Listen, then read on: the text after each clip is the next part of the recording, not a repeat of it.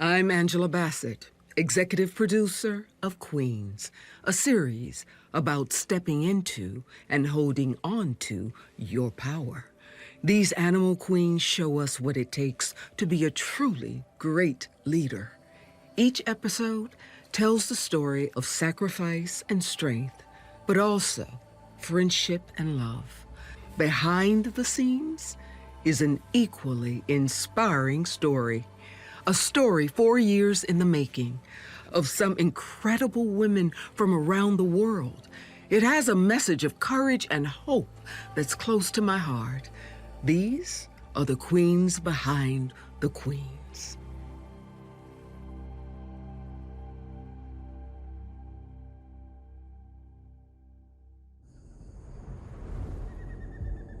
National Geographic's Queens celebrates powerful female leaders in the natural world. And behind every inspirational animal on screen is an equally gritty and determined woman. In the course of making the series, these remarkable women have gone to great lengths to document and protect the lives of our animal queens. It's all about passion. You can do anything if you set your mind to it. There's fire on my blood. We've faced a lot of obstacles and just powered through them.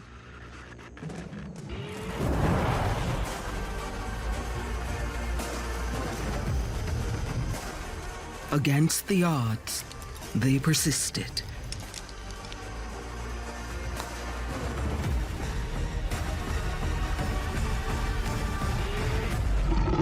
This is their story.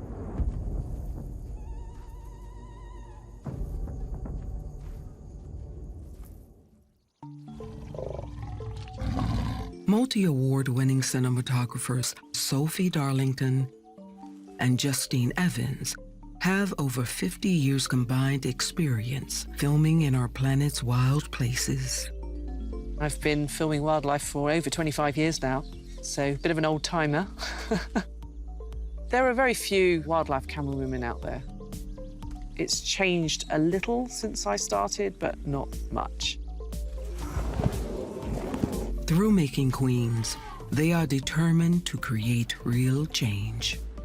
Our aim was to film amazing stories that are out there in nature about female leadership, but also to bring on a load of talent in a time when there couldn't be more necessity for strong, fresh voices. Sophie and Justine joined forces with 4 up-and-coming female filmmakers from across the world.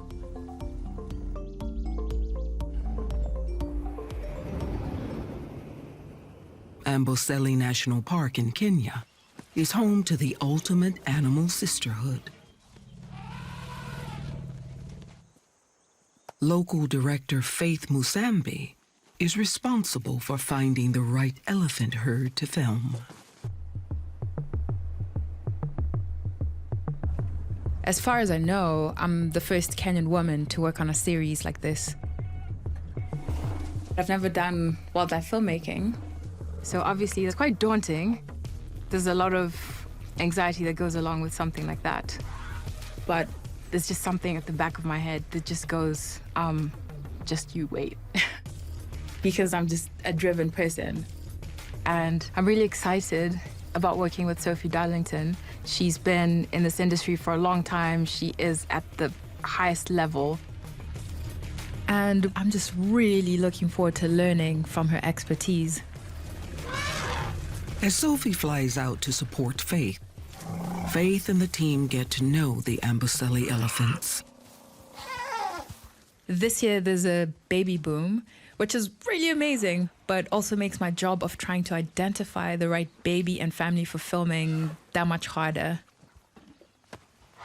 But while Faith tries to find the right herd, a solitary female catches her attention.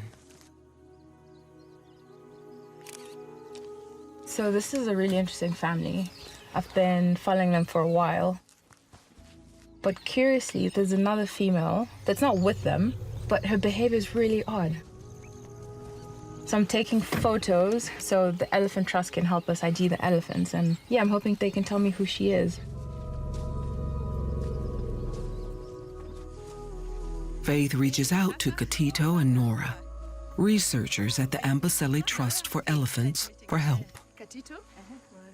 They manage the longest-running elephant field research project in the world. Hivyo nyinyi mwaidingi na tusks. Tusks ingine huwa inavunjika, masikio ndio nzuri, max ya masikio. Hata si ndio video yake. So huyu ni Selengi. Kama Selengi hata una shughuli ya kuangalia alama ya masikio. Unaangalia tu shape yake. Shape tu vile. Unaona vile ameenda ameinama hivi. Ameenda ameinama. Nora and Katito have advised film crews for years, but this is the first time they have worked with a director from their own country. Na ni vizuri kwetu umetukuta tunaongea lugha moja. Sisi tu hatujui lugha ya Kimombo, lakini ni rahisi kufanya kazi na wewe. Na kufikiri ni passion, iko kwa roho yako. Uendelee hivyo na kazi kama hii. Nora and Katito are breaking barriers. Leaving your family for an extended period of time to do the work they do Is at odds with our culture and our traditions. So when they encourage me to continue charting my own path, there's a lot of weight behind that. Finally, Sophie arrives in Amboseli. It was very much our hope when we started to encourage more women on a craft element of things, and this is it. It's happening. It's just amazing. Oh my word. Oh my goodness, it's so good to see you. It's so good. While Faith begins her directing journey, just 10 miles away, another group of Kenyan women use their voices to protect Amboseli's wildlife. Sisi ni wanawake wa Team Lioness. Jina Team Lioness ilitokea juu simba inakuaga brave, tuko wajanja na pia tuko courageous.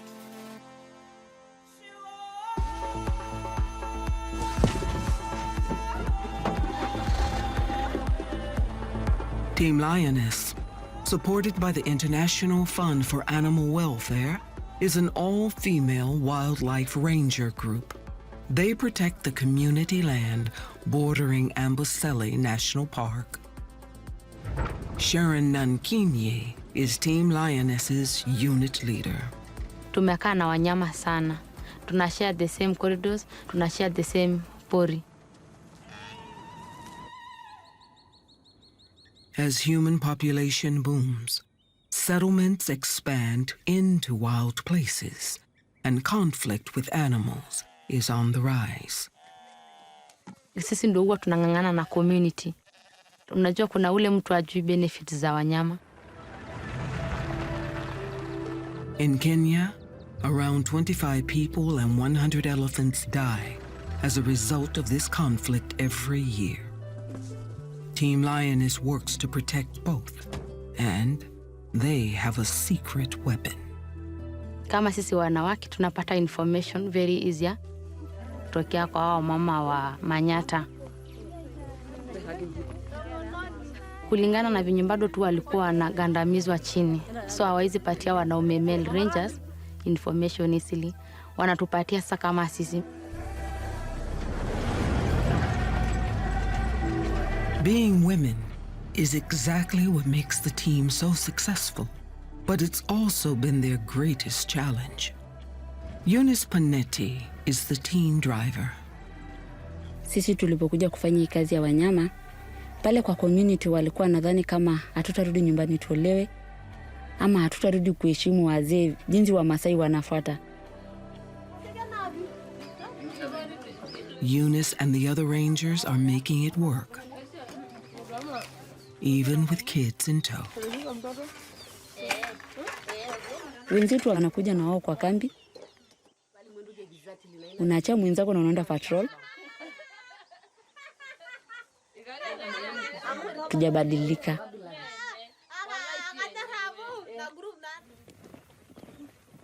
The women's impact has been significant. Since their first patrol in 2019, poaching and retaliatory killings of animals have reduced by 80%.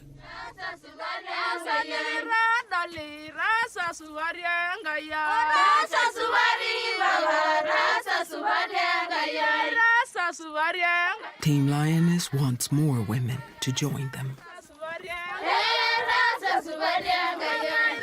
Sio mimi mwenyewe ndo naweza kuwa huyo koplo. Wengine wataandikwa waje wachukue nafasi yangu ya koplo.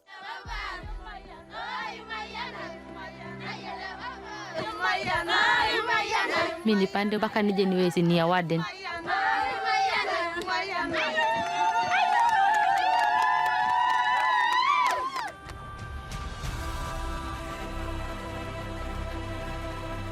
So ningeomba wanawake wakuje kwa conservation, tufanye kazi, ndio watoto wetu wakute hao wanyama wa pori wakiwa wote. Team Lioness uses their position at the heart of the community to make a difference.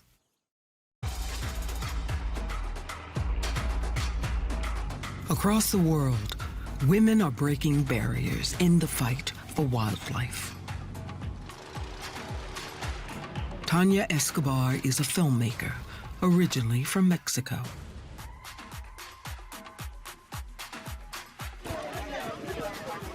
"5'2", petite, she doesn't exactly fit the mold of rugged explorer cinematographer. But Tanya hasn't let stereotypes stop her.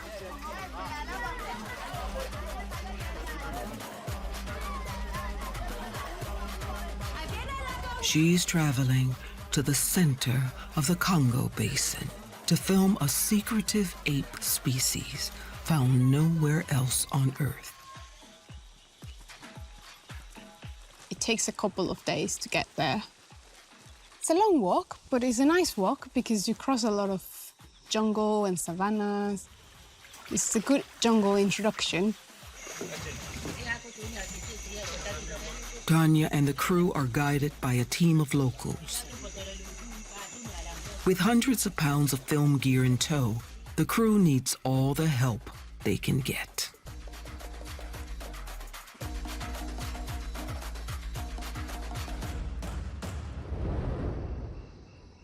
Filming in such a remote location is a privilege, but it can be dangerous. When you're out in the field, you know that if something goes wrong, that's it. Because there's no way you can go out fast enough. So, of course, you always worry about everyone's health in those very remote locations.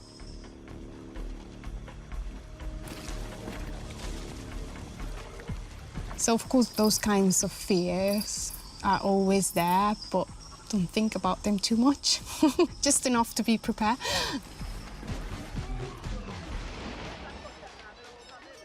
The crew is based at the Louis Catale Research Station, working closely with researchers from the Max Planck Institute for Animal Behavior.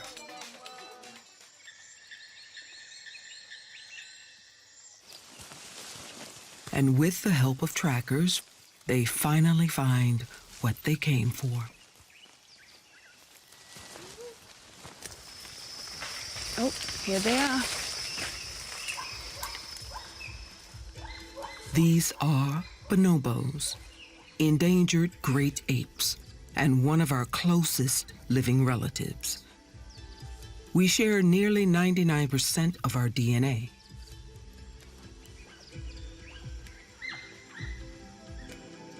Found only here in the Congo Basin, this is Tanya's first glimpse. They have such a beautiful call. They are very high. Bonobos prefer to stay in the canopy, where there's plenty of fruit, and they're safe from predators. The bonobos aren't coming down to Tanya, so Tanya will go to the bonobos. The crew rigs a filming platform. Tom is getting ready to go up. Unfortunately, there's a lot of bees, so they're making the job harder. But hopefully this is a good tree so we can set up the platform.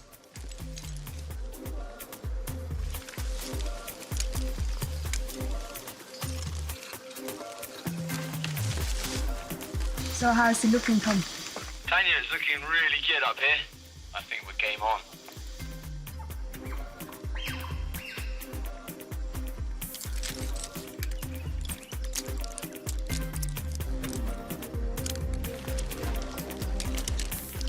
All 5'2" of Tanya ascends to the canopy, where being shorter is no problem at all. Being small comes with advantages and disadvantages. In a tree platform, very handy. I have a lot of space.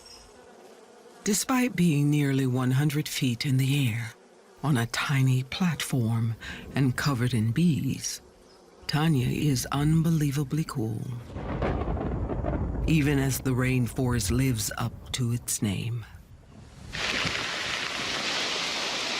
So it's pouring rain really hardly.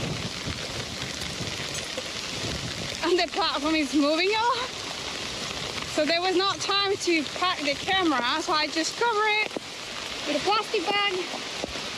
So that's the end of the day, I guess. No bonobos today. Just a lot of rain. It's a challenging location. You have to be positive because if not, frustration will eat you because most of the days don't work. So you just have to keep cheering yourself. And if you know that whenever it happens, it's going to be special, that keeps you going. Tanya and the team follow young bonobo Zoe as she leaves home for the first time. The bonobos are gentle, endearing, but also sadly endangered, paying the price of the illegal wildlife trade. There was one bonobo that had his hand caught in a snare, and it was very painful to watch because he still had the cable attached to it, and his mom had exactly the same injury, but his mom already didn't have half of the hand.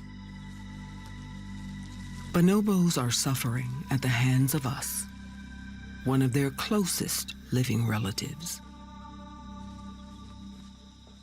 In the capital city of the Democratic Republic of Congo, an organization is determined to help.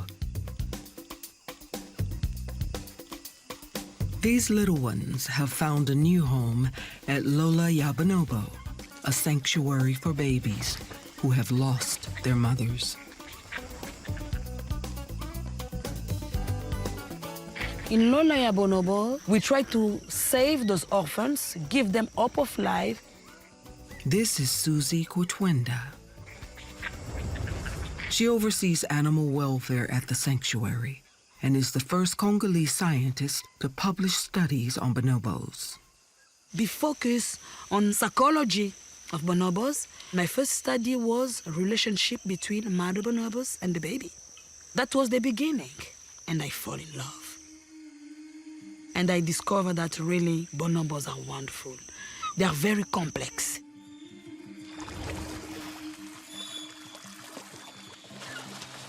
These babies have been through major trauma. Many have seen their mothers killed in front of them.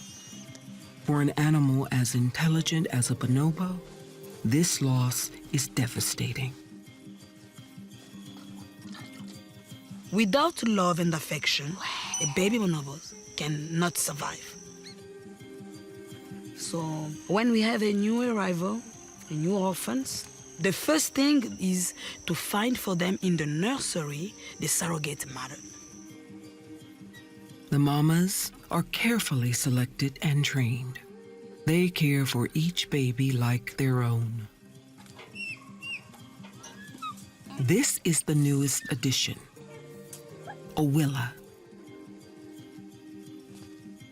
She was rescued from poachers who hunted her family for bushmeat. Owilla's surrogate mother is Peggy.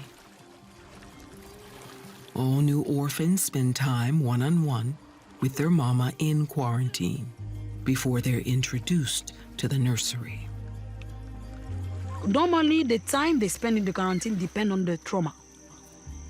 If everything is going in a good way, they can spend after a month, it's fine. But you have some who stay longer because their health is very weak.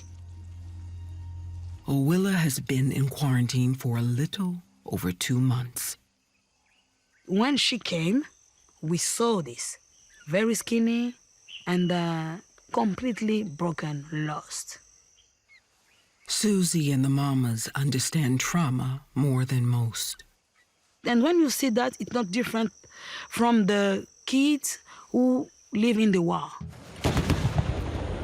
The people of the DRC have been plagued by conflict for over 20 years.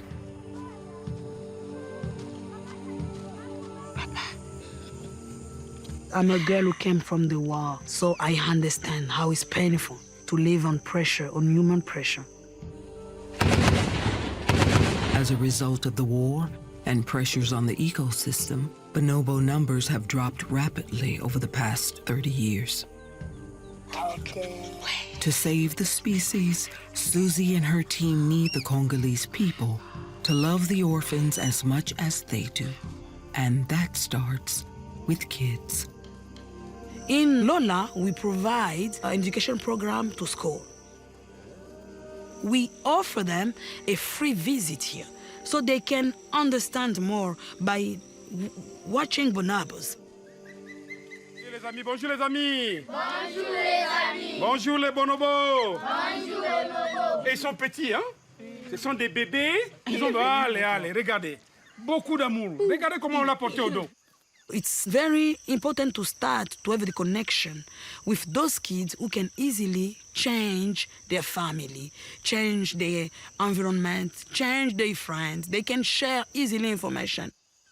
Les bonobos sont des animaux totalement protégés. Est-ce qu'on peut les tuer? Non. Est-ce qu'on peut les manger?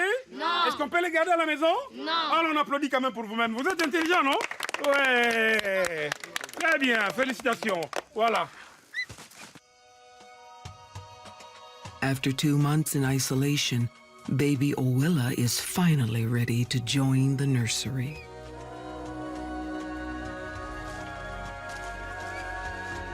The only way to be sure that there is a good progress on psychology is to see the babies playing. Susie hopes that sometime in the future, Owilla and the other orphans will be released into their natural habitat, the rainforest.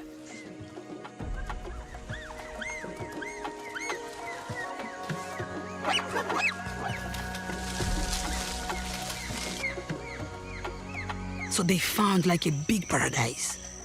They forget you. They forget you. And we are so proud to work and to fight for them. Since 2008, 26 bonobos have been released into the wild, into the community forest, Ekolaya Bonobo. At a time when global wildlife is declining faster than at any point in human history, passionate advocates have never been more important. Across the border in Tanzania, another woman is ready to lend her voice to the fight.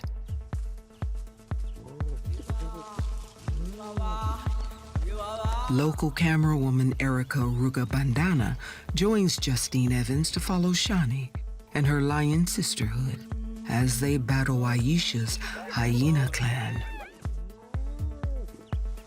My background is in conservation, but now I would like to focus my career as a wildlife camera woman. In Tanzania, There are very few women who are doing it. But it's all about passion. It's all about, career. This is what I love doing. Erica's largely self-taught. Now, she has Justine's decades of experience behind her. What are you thinking about here? It's quite pretty, doesn't it? It's also her first chance to get hands-on time with professional camera gear. I never knew about this huge lens. I was like, oh my God. We don't have them in Tanzania. Wildlife filmmaking is both an art and a craft, because when you're filming stories about animals, you're not only crafting their story, using the camera, all the technology available, but you have to artistically show that story as well. They make a lot of movement here. So how do you choose? It all feels a bit much at first, because you're thinking about all these different things, but it does become instinctive after a while, honest. For Erica, following her dream comes with sacrifice. I have 3 children, and with this, my career as a camera woman, it has been challenging. It's not an easy path. Haya, na mimi ndo najiandaa kwenda kwenye shoot saa hizi usiku. Weka kamera vizuri nikuone. Mosi waoni wote. Wherever I get a bit of signal, I'll call back home and then I speak with everybody. Haya, bye.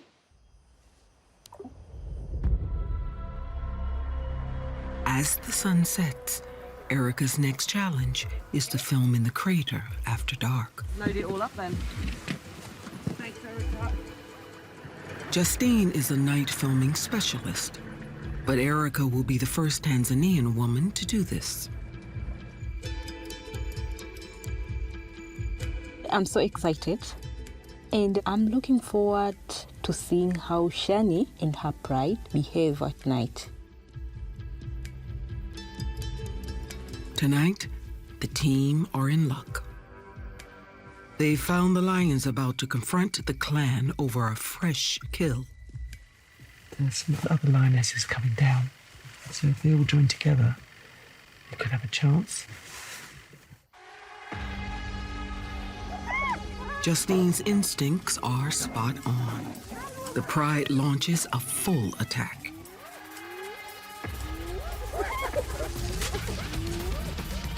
Together, they capture an extraordinary scene.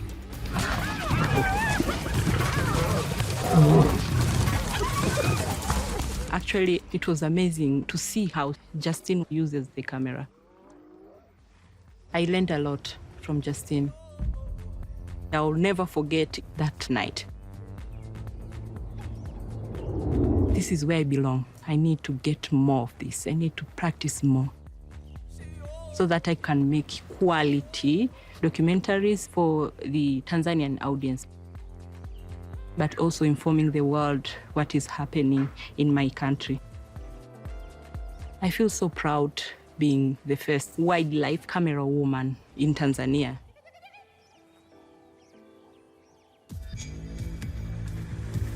Back in Kenya, Faith and Sophie have been following baby Binti as she's initiated into the herd.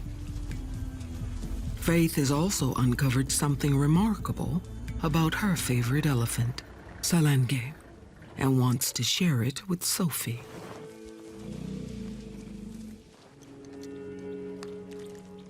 She's actually a really sweet-looking elephant. Do you notice how she walks with her head held low? No. Mm-hmm. She's blind. This is a blind elephant. You're kidding me. She's coming straight at us. Oh, hello, beautiful lady. Hi. So when she comes this close, I usually play her music. What? Yeah. That's such a good idea. Yeah. Just so she knows I'm here. Oh, she's beautiful. Mm.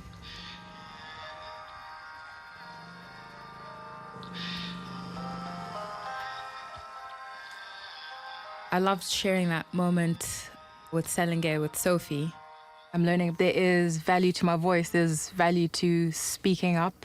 and telling my own stories. Inspiring the next generation to tell conservation stories is crucial for the future of the planet. A belief that filmmaker Erin Rainey lives and breathes. I worked on the coastal episode with bears, I worked on Savannah Queens with elephants, and then I went out and did a little bit on hyenas and lions. What I love about Erin is that she's got this independence and drive, real passion and drive. Sophie never made me feel like I have to be the next Sophie Darlington, but she let me feel like if I really took in her mentorship, I could be a better version of Erin Rainey. Erin wants to use her skills as a cinematographer to inspire young people to take action to protect our planet.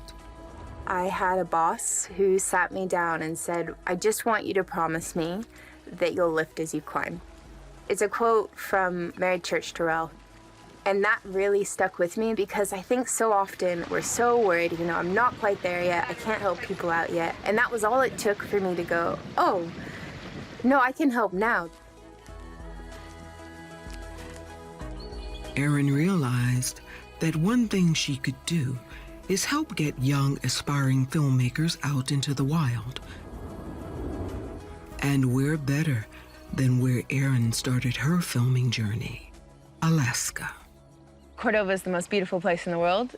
I've always been aware that I have access to beautiful places and to incredible wildlife. Evelyn! Oh my God! Hello. So good to find you. I'm Evelyn Smalley. I'm from Lancashire in the northwest of England. Erin and Evelyn first connected through Girls Who Click, a mentorship program that links girls to professional wildlife photographers and cinematographers. One of the best opportunities we can give Evelyn and other young filmmakers is to actually get them in the field. Up until now, Evelyn hasn't had much experience with filming equipment.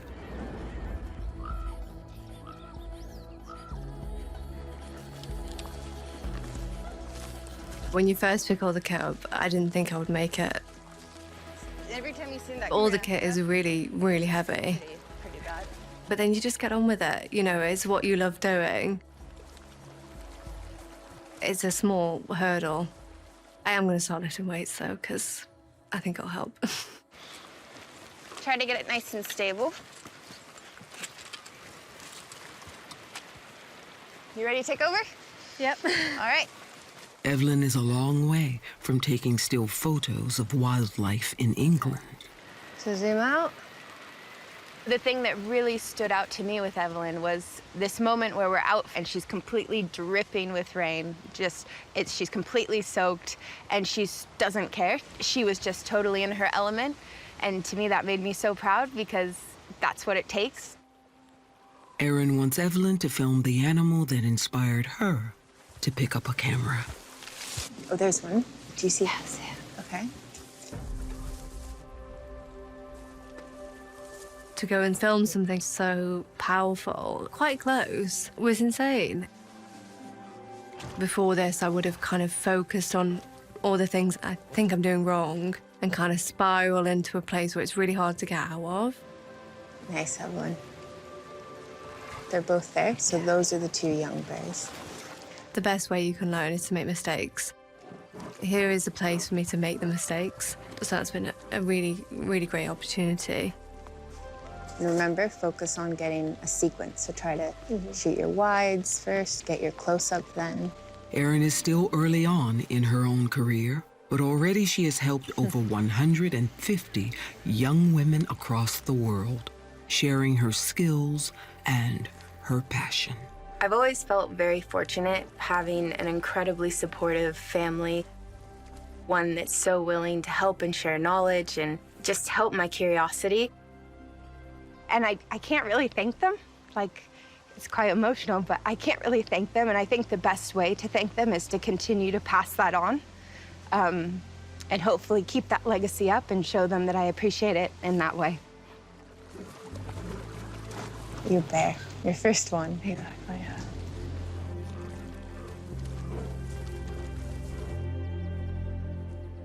This next generation will be crucial in the fight for wildlife. During the 4 years of filming for Queens, the team experiences a defining time for our planet. 40 countries declare a climate emergency. In every country the crew visits, the effects of extreme weather linked to the climate crisis are clear to see. In Kenya's Amboseli, in 1 year alone, over 6,000 animals died. Faith returns to the park. Things honestly couldn't be more different from when I started 3 years ago. So many animals have died. And I recently got the devastating news that one of these animals is my favorite elephant, Selenge.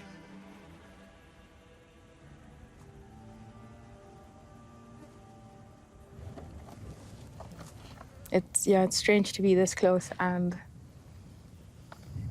I don't have to play her like music anymore for her to know I'm here, so yeah.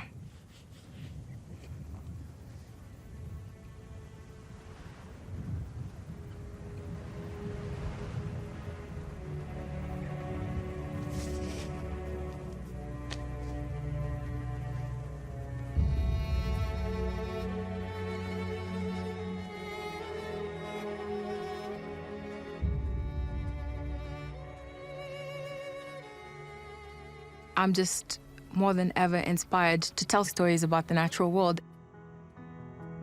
If people could feel the way I did about Selenge, I think we would have lots of people taking action to protect the wild spaces as we know them, because we'd have lots of people who are in love doing something about the things that they love. Faith and all the women on this Queen's journey are true leaders. Using their strength,